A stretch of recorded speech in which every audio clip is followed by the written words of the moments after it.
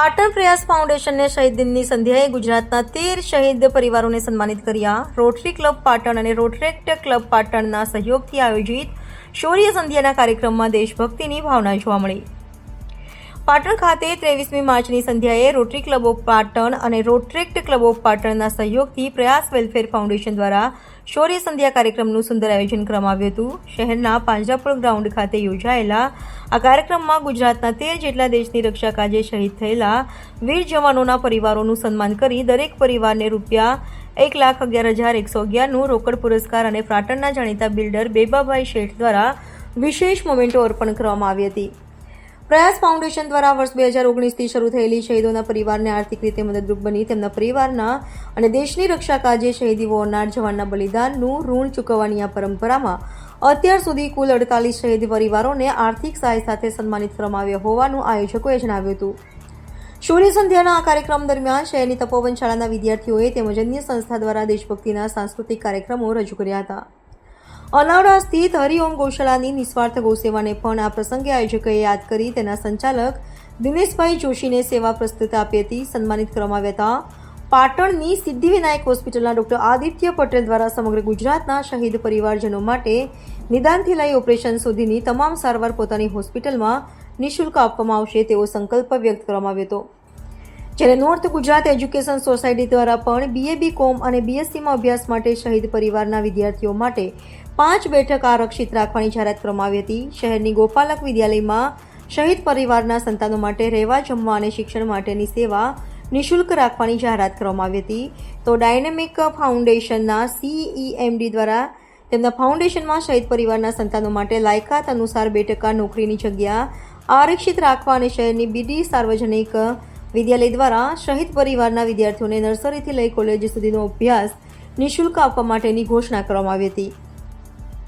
શૌર્ય સંધ્યાના આ કાર્યક્રમમાં રાષ્ટ્રીય સ્વયંસેવક સંઘના વિશ્વ વિભાગ પ્રચારક Ravikumar Iyer, colonel Sushilkumar Dahiya, NCC commanding officer, જમાવટના ફાઉન્ડર દેવાંશી જોશી, જિલ્લા પંચાયત પ્રમુખ હેતલબેન ઠાકોર, પૂર્વ પ્રદેશ મહામંત્રી KC પટેલ, નગરપાલિકા પ્રમુખ હિરલબેન પરમાર સહિત જિલ્લા વહીવટીતંત્રના અધિકારીઓ અને મોટી સંખ્યામાં પાટણના નાગરિકોએ ઉપસ્થિત રહી શહીદોને શ્રદ્ધાંજલિ અર્પણ કરી શૌર્ય સંધ્યાના કાર્યક્રમમાં સહભાગી બન્યા હતા. તો આપણે જે મા ભારતી છે એ સિંહસ્થ આશિક છે અને પોતે જ શૌર્યનું પ્રતીક છે. ત્યારે આ શૌર્યના પ્રતીકમાં જે આપણે હંમેશા સાંભળતા આવ્યા છે કે ધરતી તો વીરો અને દાતાઓની યાદગીરી હંમેશા સંજોઈ રાખે છે. આ એવા લોકો છે કે જે વીરોએ પોતાના જીવનનું જ દાન આપ્યું છે, આ દેશની સુરક્ષા માટે દાન આપ્યું છે. ત્યારે આપણે એવા દાતાઓના પરિવારોને જ્યારે આવકારવા માટે, એમને સન્માનવા માટે ઉપસ્થિત થયા છીએ અને જ્યારે આખું મેદાન અહીંયા ભરેલું દેખાય ત્યારે આપણને લાગે કે આપણે આપણું એમના ઉપરનું જે ઋણ છે એને ઋણ ચૂકવવા તો નહીં, પરંતુ એકચ્યુઅલી એમને સન્માનીને આપણે ઋણને ઓળખી પણ શકીએ. એને એક નવા અભિગમથી એમની શહાદતને આપણે જોઈએ, એમને આવકારીએ. એવા અભિગમ સાથે આ કાર્યક્રમનું જે આયોજન થયું છે એ ખરેખર આવકારનીય છે. એક નાનકડી વાત કરી દઈશ અને મારી વાત પૂરી કરીશ કે તનુજા ચંદ્રા નામના એક લેડી ફિલ્મ ડિરેક્ટર હતા અને એમણે એક સુંદર વાત કરી હતી જ્યારે ભારતની 75 વર્ષની થઈ રહી હતી ઉજવણી ત્યારે, કે જ્યારે આપણે એક ભારત દેશના નાગરિક તરીકે વિચારવાની વાત એક જ છે કે સરહદ ઉપર કોઈ વ્યક્તિ જેનો આપણી સાથે સીધે સીધો કોઈ સંબંધ નથી અને છતાં આપણી સુરક્ષા માટે પોતાના જીવને જોખમમાં મૂકે છે, પોતાના જીવનનું બલિદાન આપે છે, તો આપણે વિચારવાનું છે કે આપણે ખરેખર એ બલિદાનના હકદાર છીએ કે કેમ.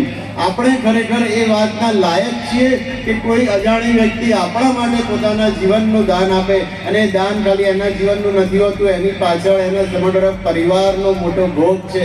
અને એટલા માટે આપણને એ જોવાનું છે કે જ્યારે આપણા સૈનિકો માગોમની રક્ષા કરતા અને આ દેશના 140 કરોડ લોકોની રક્ષા કરતા પોતાના જીવનનું બલિદાન આપતા અચકાતા નથી, ત્યારે આપણે ભલે સરહદ પર ન હોઈએ પરંતુ આ દેશની અંદર રહીને દેશની સુરક્ષા માટે, દેશની સલામતી માટે અને દેશના વિકાસમાં આપણું યથાયોગ્ય યોગદાન આપીને આપણે કઈ રીતે એમની જે આ બલિદાન છે, એમની જે આ પ્રવૃત્તિ છે એને આપણે સહયોગ કરી શકીએ, આપણે આપણા જીવનને વધુ સારી રીતે દેશ માટે સમર્પિત કરીએ એવી આપણે ભાવના કેળવીએ.